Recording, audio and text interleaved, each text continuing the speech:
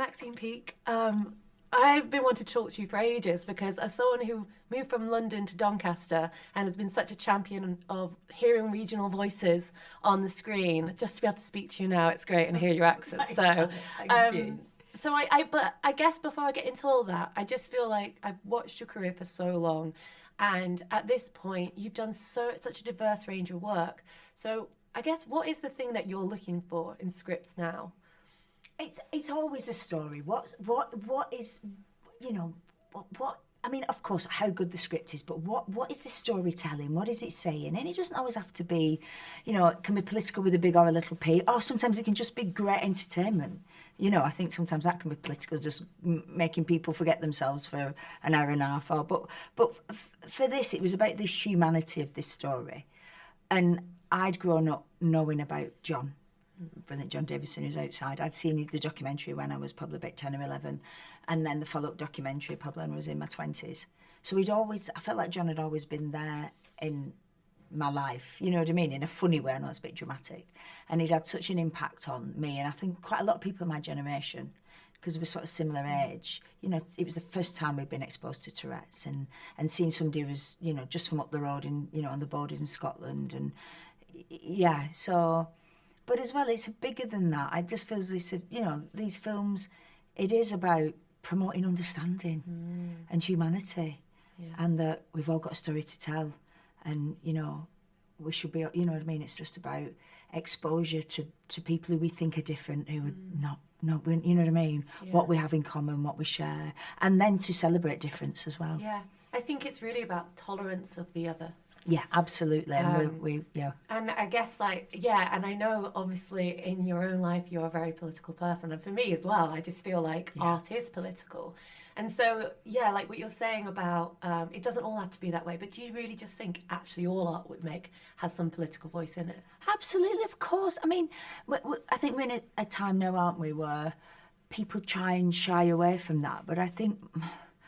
it's about self-expression, isn't it? And it's about group expression, and it's about bringing people together and then creating something either to yourself to bear witness or to, witness somebody else's sort of experience. So I don't know how art cannot be political. Again, big and little P's.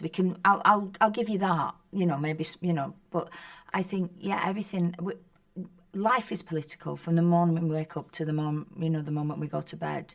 You're navigating politics in some way or another, and the way politics works is impacting on everybody's lives. When people say I'm not political, I go, well, how can you not be interested in politics when it governs literally everything that you do and choices that you make and are allowed to make?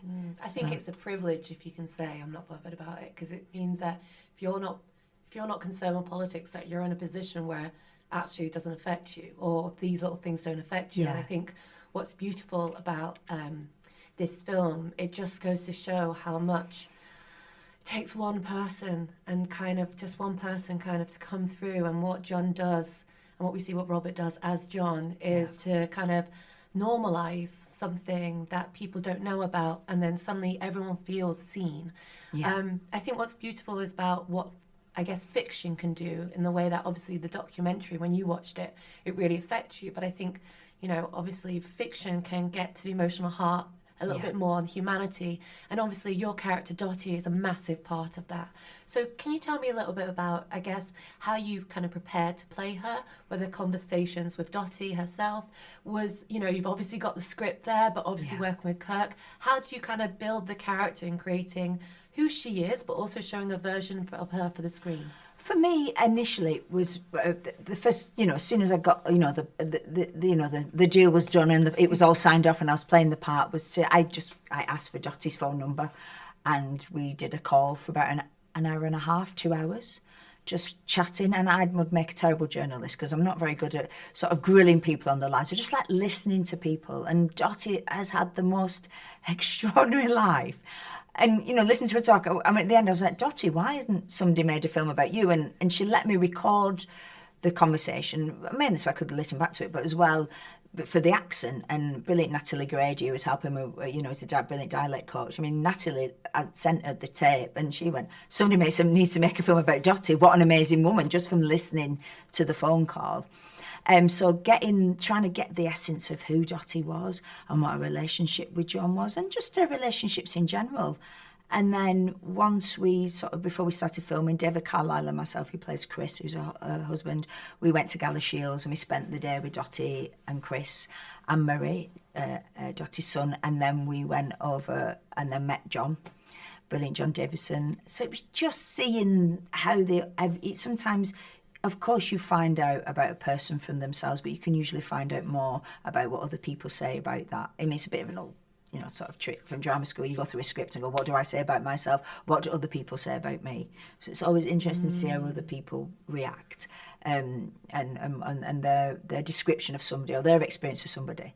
But just seeing this beautiful sort of extended family, which it felt together, and getting the sense of Dottie and John, and it was a true friendship.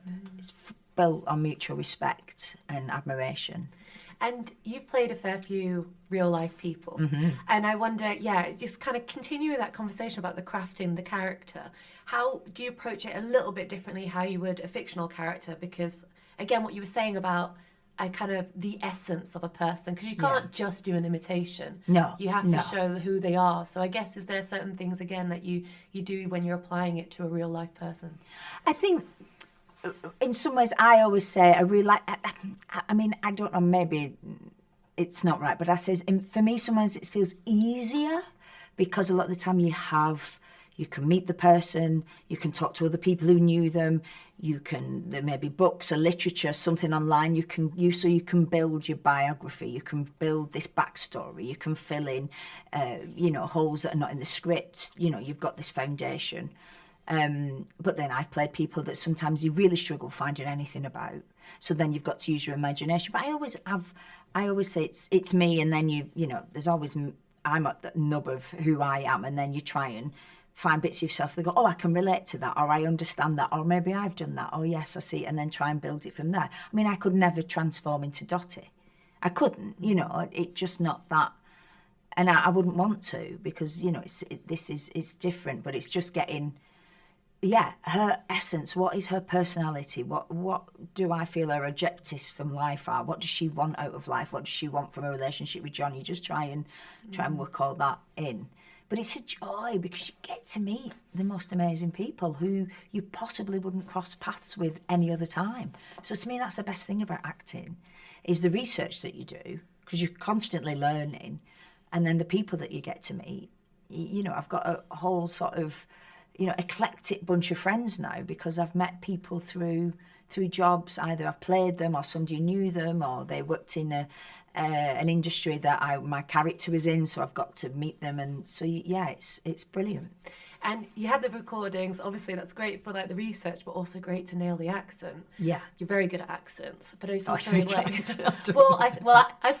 know if I can speak for the Scottish people saying that. It sounded good to me, but I guess there's a real nuances of whereabouts in Scotland you're from. Well, it's on the borders, you see. So then again, that's So, but I worked with Natalie Grady a lot, and there was no budget on this, so it was a very low budget, So I just sort of rung Natalie and said, it's going to be after a bit of we're going to have to work hard and fast to try and, because I'd literally just finished doing a show called Say Nothing, which was doing West Belfast. And I was like, oh no, because I don't slip. I'm not one of those that can just, so, it's sort of getting out of the headset of, West Belfast, and then getting into sort of, the Galashiels, that Galashiels borders accent. What was I watching? I was watching Barry Lyndon recently, and obviously it's I think O'Neill. Ryan O'Neill. Yeah. And it was funny because obviously it's 3 hours long.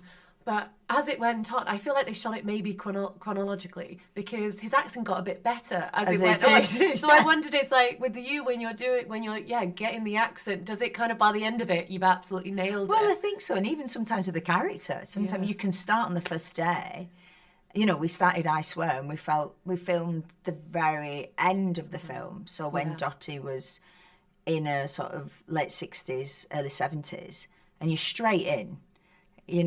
So I think sometimes then the character reveals itself to as you're going, so it's always quite, it's, yeah, you always think, oh, will it look uneven? Will people notice that maybe that was the first day we were filming, you know? But yeah, just get the accent and then being around. And obviously we were filming in Glasgow. Again, it's a different accent, but I always think it really helps being in the vicinity at least, or in the same country that your character's from helps. Yeah.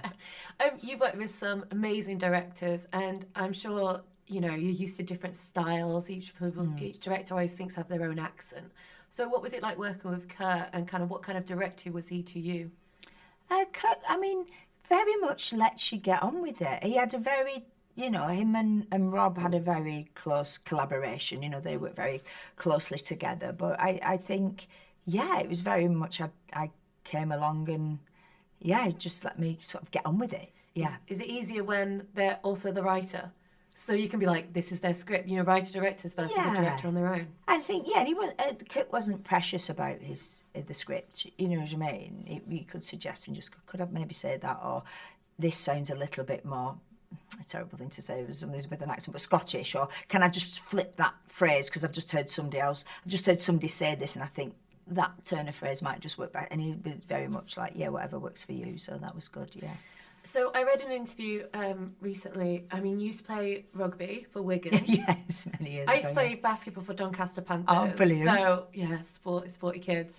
But you've talked about, and you also know how to ride, and you've talked about wanting to do more action stuff. I mean, yeah, I feel like Emma Thompson just did an action. I think it's called Dead of Winter. She just did an action film. So I'm like, yeah. Maxine Peake. Absolutely. I don't know why. I think the accent belies that anybody believes I could ride a horse. Because I think, and but yeah, I'm very sporty as a kid. But I'd love to do some sort of, maybe a bit more of a period action. But yeah, on horse, I'm desperate for a horseback, wielding a sword. Yeah? Yeah, God. That would be up my street. Well, John McClane just did Tornado, which was a kind of like Scottish set Western set in old Britain, but it had like a mixed Japanese girl as like the lead. And I'm like, wow, we need more of those kind of Canberra Absolutely. stuff. And more female roles like that. Absolutely. Definitely. Well, this is the thing. I think what's so interesting, I just saw today that now an agency is trying to sign AI actors. I read that, yes. How are you feeling about that? I mean, I know Hollywood is not my, it's not the pool I swim in, but it's very concerning, I would say. I mean, I didn't read the full, but I saw the headline, I thought that's quite concerning. Yes. Yeah. And I guess the final thing, because we're both very active when it comes to what's going on in Palestine and speaking on that. We both originally signed the Film Workers for Palestine pledge. Yeah.